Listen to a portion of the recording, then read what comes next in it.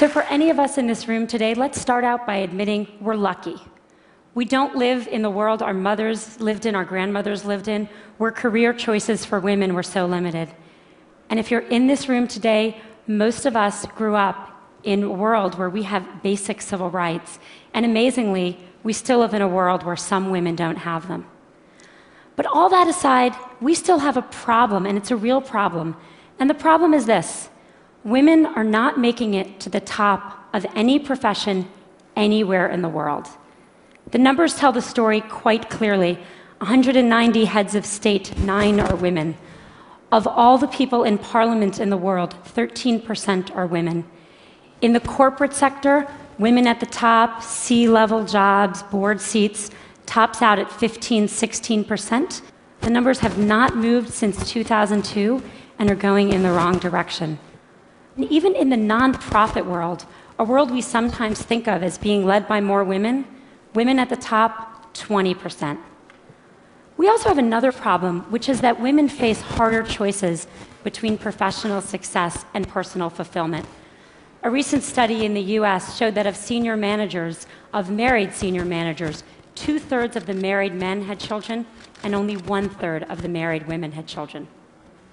A couple of years ago, I was in New York, and I was pitching a deal, and I was in one of those fancy New York private equity offices you can picture, and I'm in the meeting. It's about a 3-hour meeting, and 2 hours in, there's kind of needs to be that bio break, and everyone stands up, and the partner running the meeting starts looking really embarrassed. And I realize he doesn't know where the women's room is in his office. So I start looking around for moving boxes, figuring they just moved in, but I don't see any.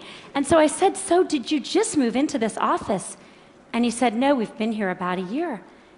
And I said, "Are you telling me that I'm the only woman to have pitched a deal in this office in a year?"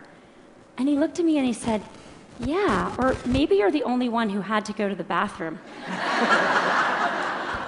So the question is, how are we going to fix this? How do we change these numbers at the top? How do we make this different? Today I want to focus on what we can do as individuals. What are the messages we need to tell ourselves? What are the messages we tell the women that work with and for us? What are the messages we tell our daughters?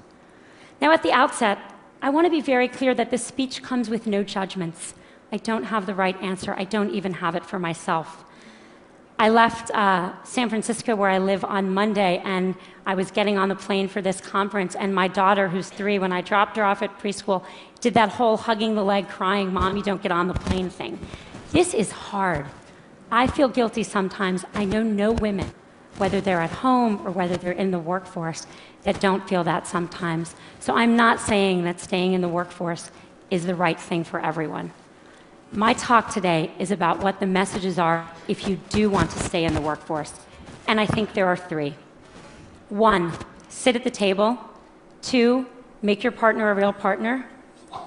And 3, look at that, don't leave before you leave. Number 1, sit at the table. Just a couple weeks ago at Facebook, we hosted a very senior government official, and he came in to meet with senior execs from around Silicon Valley. And everyone kind of sat at the table, and then he had these 2 women who were traveling with him who were pretty senior in his department, and I kind of said to them, "Sit at the table, come on, sit at the table."